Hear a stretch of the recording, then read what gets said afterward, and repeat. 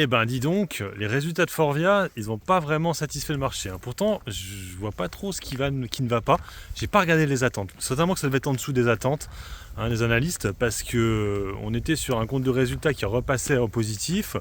Un dividende à 0,50, hein, qui te fait un rendement à peu plus de, ouais, à peu près 0,4%, je dirais.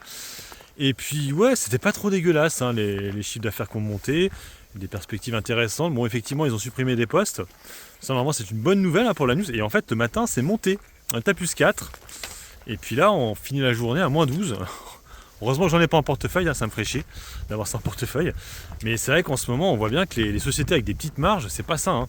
En fait, quand ça correspond pas à ce qui est attendu, c'est comme les sociétés avec des grosses marges, hein, avec des gros PE, hein. Ça s'effondre littéralement, hein. Parce que là, moins 12 pour ça, je rappelle que les plus bas enregistrés sur 5 ans, c'était 10 euros. On est à 14 euros déjà. Waouh, ça me rappelle un peu Renault, hein, vous savez, qui avait donné ses résultats, qui n'étaient pas dégueulasses. C'est monté le premier jour et le lendemain, ça s'est complètement pété la gueule. On est vraiment sur un marché très élitiste qui veut toujours les mêmes dossiers. Alors Forvia, en plus, ce qui est marrant, c'est que c'était pas la valeur la plus vadée, hein, dans les équipementiers automobiles, c'était Valeo plutôt. Et elle a pris cher. Elle a pris cher, elle a un petit peu vadé quand même. Mais waouh, le tarif qu'elle s'est pris. Donc on va voir la suite, hein. Donc moi ce sera demain Air Liquide. Et je me demande si je vais pas couper ma position sur Bouygues. 1 an et demi que j'avais la position.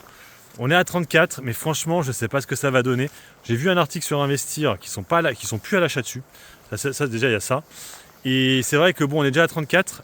J'ai peur que Equans déçoive et que ça fasse un peu comme ça en fait, un moins 15, hein, un truc comme ça.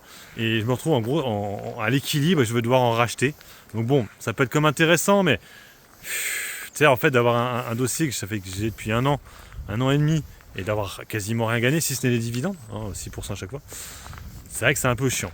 Donc, je vais voir, les résultats c'est dans 2 semaines, mais c'est vrai que c'est un peu stressant en ce moment le marché parce que tu sens qu'à n'importe quel moment tu peux te taper une méga chute sur un de tes dossiers. Comme je vous dis, aujourd'hui c'était pas mon cas, hein, mais il ne faudrait pas que ça arrive, hein. Voilà, sur ce, moi je vous laisse, bon investissement et puis bon trade, ciao ciao.